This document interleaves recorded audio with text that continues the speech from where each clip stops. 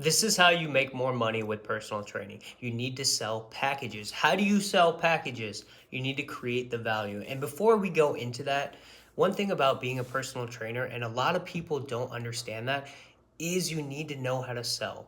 That's so important. When I first started personal training, I thought I want to change lives. People are just going to want to work with me, and that'll be that. It's not like that. It really isn't. A lot of the times I sit down with trainers, they're like, okay, how do I get clients? They think that their friends and their family are going to want to train with them.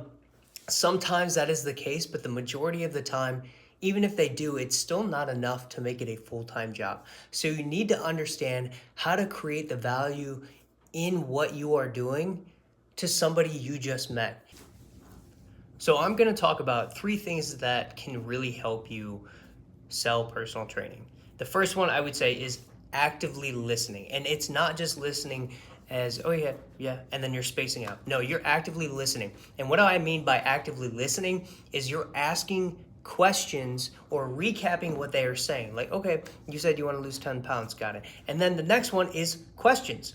That is right into it. You got to create trust. And the best way to create trust is having a great conversation with them. You're not just sitting there taking notes. You're not just talking, because that happens all the time. Trainers talk way too much. You need to be focusing on them and listening to what they are telling you. And then you ask questions, which is point two. Asking questions like, why is this important to you? Why do you want to lose this weight? Do you have a wedding coming up? Things like of that nature. And then when they give you your answer, like, I want to lose 20 pounds, you ask, why is that important to you? Well, because I want to fit into a certain size, or I want to look good in front of a mirror.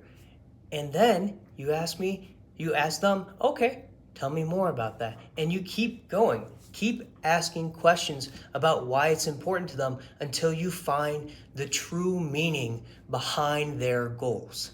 It's not just 20 pounds. It's not just, I want to look good, build muscle. There's always something deeper. We're humans. We have deep reasonings behind what we want. You need to understand why they want it to create the value. And once you do that, you make a connection with them. And that is point number three. Make a connection with the person. Really spend time on them and actively engage with the person. If you can have a connection, you are going to sell them. You're going to have a client. And you're going to be able to change their life. That's the best part. That's why we get into this business, is because we want to change lives. If you can do all of these, you will be so much better off than just talking to them and telling them what you can do. Obviously, at some point when you're doing price presentation, you do want to talk about what you're going to do for them, but it's minimal. It's very minimal. You don't need to tell them. They already know you're a trainer and you're going to give them stuff. They already know you're a professional in the field. You need to be able to listen to them and create the connection. The connection is probably the most important thing for trainers, and they miss out on it. And then be yourself. Don't be a robot. Don't go into an initial assessment, be like, I need to follow this verbatim or whatever. Add some personality to it. Get comfortable. Take it slow and sit into the session. You're in control. You run the whole thing. Take your time. Get to know the person.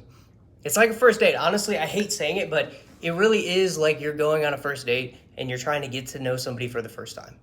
Take it slow.